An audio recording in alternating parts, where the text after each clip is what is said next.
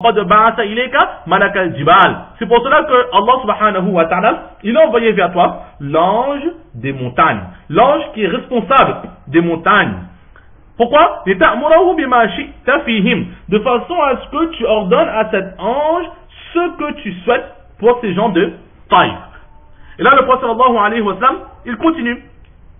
Il dit Fanadani malakul jibal, que l'ange des montagnes, justement, il m'a ensuite interpellé, il m'a transmis les salams, ensuite il m'a dit, oh Muhammad, et il a dit, ainsi dans ce que tu veux.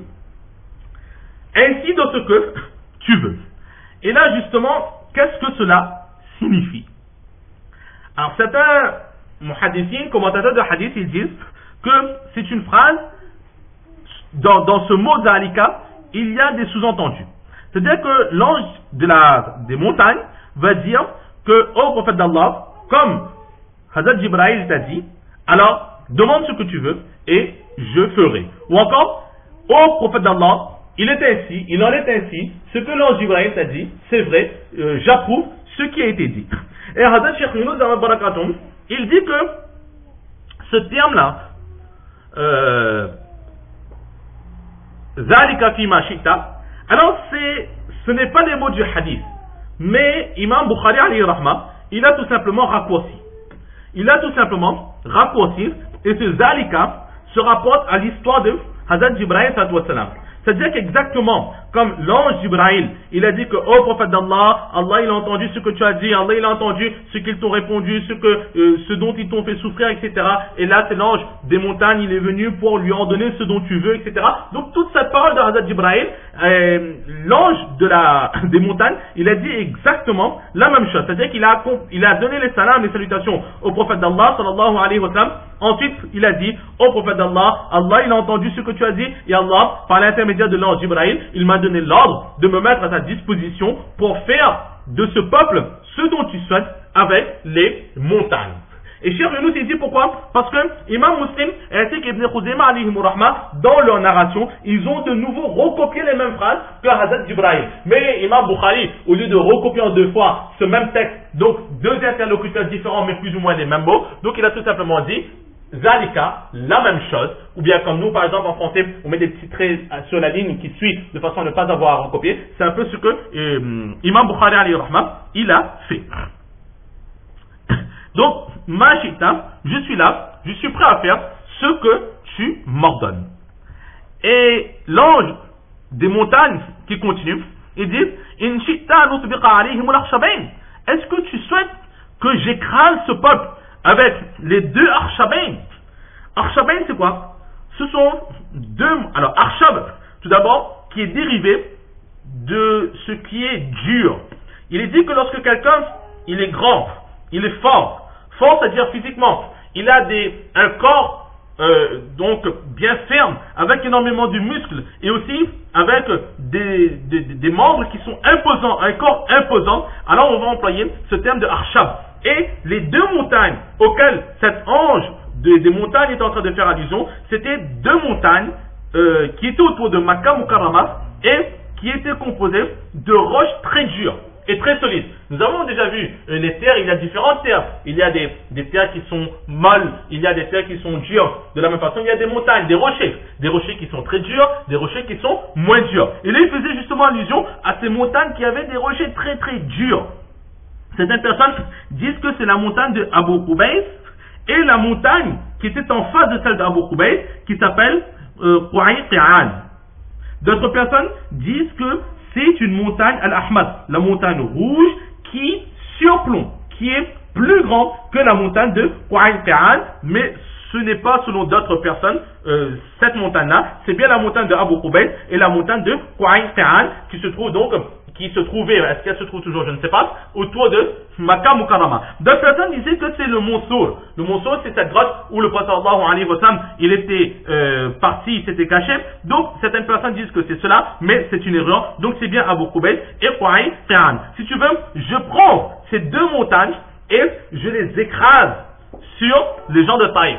D'autres personnes disent que ce n'est pas écrasé, mais rapprocher ces montagnes de façon, donc la première possibilité c'est que je les écrase, je soulève les montagnes et je jette sur ce peuple et d'en haut ces personnes se font écraser. Et la deuxième possibilité c'est que je déplace ces montagnes et en les déplaçant je les écrase comme un sandwich. C'est ce que je peux faire avec ce peuple en punition du comportement qu'ils ont eu à ton égard. Mais le prophète sallallahu alayhi wa sallam, qu'est-ce qu'il va dire? Il va dire que non, ô ange des montagnes, ce que je préférerais, j'aimerais, je souhaiterais qu'Allah subhanahu wa ta'ala fasse sortir des descendants de ce peuple, un peuple qui adorera Allah subhanahu wa ta'ala et qui n'associera personne à Allah subhanahu wa ta'ala. Écoutez bien cette dernière partie, parce que cette dernière partie, elle s'adresse à nous, directement. Je souhaite qu'Allah, j'ai espoir qu'Allah fasse sortir de la descendance de Taïf des gens qui adoreront Allah subhanahu wa ta'ala et qui n'associeront personne à Allah subhanahu wa ta'ala. Dans cette dernière phrase-là, il y a 2 ou 3 petites leçons. La première leçon, c'est quoi? C'est nous voyons la pitié, l'amour que le saint prophète sallallahu alayhi wa sallam, il avait pour son peuple. Le prophète d'Allah, il n'est pas venu sur cette terre pour avoir l'honneur, pour avoir le pouvoir. Mais son seul souci, c'était que la descendance de Hazrat Adam alayhi salatu wa salam ne vive que pour Allah, n'adore qu'Allah et n'associe qu'Allah. Il aurait pu avoir les honneurs qu'aujourd'hui, dans tous les livres d'histoire, on aurait écrit que le prophète Mahomet, sur sa volonté de montagne, ou écraser tout un peuple. Et là, tout le temps, cela se serait perpétué et jusqu'à la fin des temps, on aurait parlé de ce miracle du prophète Mahomet, du saint prophète sallallahu alayhi wa sallam. Mais il n'a pas recherché cela. Il a tout simplement fait ses doigts. Oh Allah, ils ne veulent pas la est-ce qu'on va vous imposer quelque chose que vous refusez? Aucune obligation sur vous. On vous a invité, vous avez refusé. Il a accepté cela. Il a accepté toutes les douleurs qu'il a dû encourir, mais son seul seul, c'est que eux ils ne veulent pas, mais Allah fait que leurs enfants, ils acceptent. Nous voyons l'endurance et nous voyons aussi la sagesse qu'avait le saint prophète sallallahu alayhi wa sallam. Et c'est ce comportement-là que nous voyons du saint prophète sallallahu alayhi wa sallam, c'est la traduction d'un verset ou de 2 versets du Coran d'Allah subhanahu wa ta'ala. Allah il dit فَبِمَا رَحْمَةٍ مِّنَ اللَّهِ لِنْتَ لَهُمْ. C'est par quelque miséricorde de la part de ton Seigneur que, ô Muhammad, tu as été si doux envers ceux qui ont refusé la religion de l'islam. Mais si tu aurais été rude, au cœur dur, très certainement, ces personnes auraient fui ton entourage. Donc le prophète d'Allah sallallahu alayhi wa sallam, il était doux avec ses amis comme avec ses ennemis. Et c'est la façon de propager la religion de l'islam. C'est yassiru wa la tu'assiru. Toujours la douceur, toujours la facilité, et non pas la dureté, non pas ce qui est difficile, non pas la difficulté, mais la douceur et la facilité. L'islam doit être une religion facile. L'islam doit être une religion qui s'adapte à tout le monde. C'est ce que nous retrouvons dans l'enseignement des 4 imams. Des 4 imams avec des divergences. Mais selon les pays dans lesquels nous vivons, selon les comportements, selon les attitudes de tout un chacun, alors nous voyons que les règles juridiques que nous retrouvons dans les 4 écoles s'adapteront toujours à une certaine catégorie de personnes. Donc, toujours être doux. Et le prophète Allah de ce verset, il continue, quand il dit, pardonne-leur donc et implore pour eux le pardon d'Allah subhanahu wa ta'ala. فبما رحمة من الله لنت لهم ولو كنت فظا غليظ القلب لانفضوا من حولك فاعف عنهم واستغفر لهم وشاورهم في الأرض. Donc ensuite le verset il continue. Et ailleurs Allah subhanahu wa ta'ala dit وما أرسلناك إلا رحمة للعالمين, que très certainement ô prophète d'Allah nous t'avons envoyé en tant que bénédiction pour tous les mondes, c'est-à-dire le monde humain.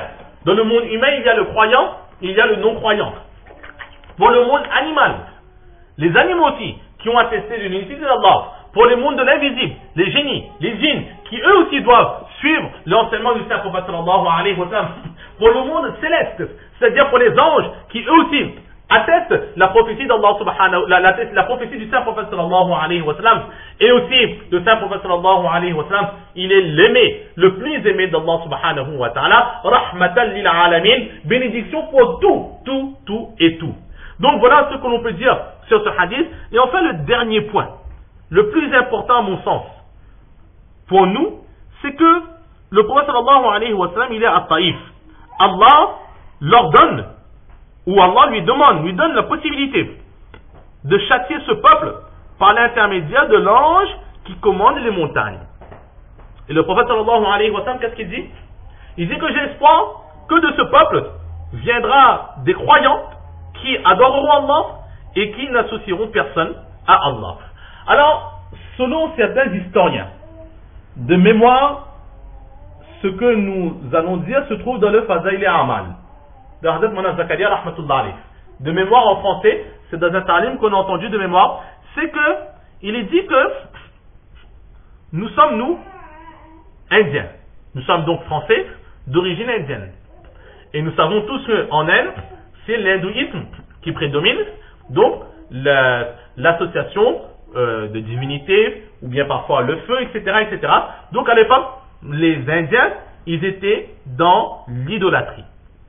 Et en Inde, il y a certains compagnons qui sont venus, mais l'islam que nous retrouvons en Inde, il nous vient des personnes qui sortaient de la Mongolie, des Mongols. Ce sont les Mongols qui ont emmené l'islam en Inde.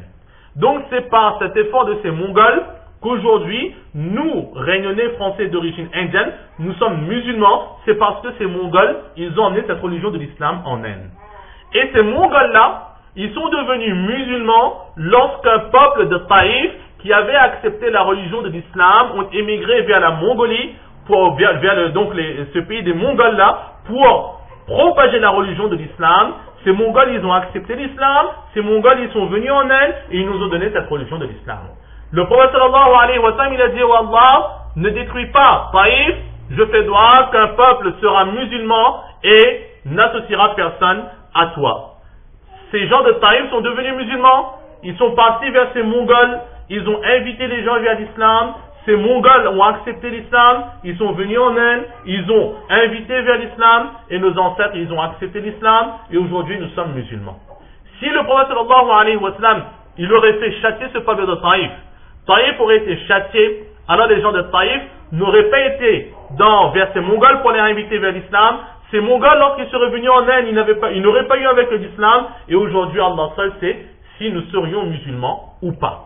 Donc, nous voyons dans cette clémence que nous pouvons avoir dans la propagation de l'islam, si les personnes de notre époque, les contemporains, ne tirent pas profit de cela, Inch'Allah, quoi qu'il arrive, les générations futures tireront toujours profit de cette invitation vers l'islam. Et Allah, il est bon. Si par exemple quelqu'un propage, souvent on entend que oui, dans ma famille, il y a mon frère, ma soeur, ou mes petits-enfants, mes enfants, mes neveux, etc. Ils ne veulent pas écouter, donc j'arrête de leur dire parce que ça ne sert à rien.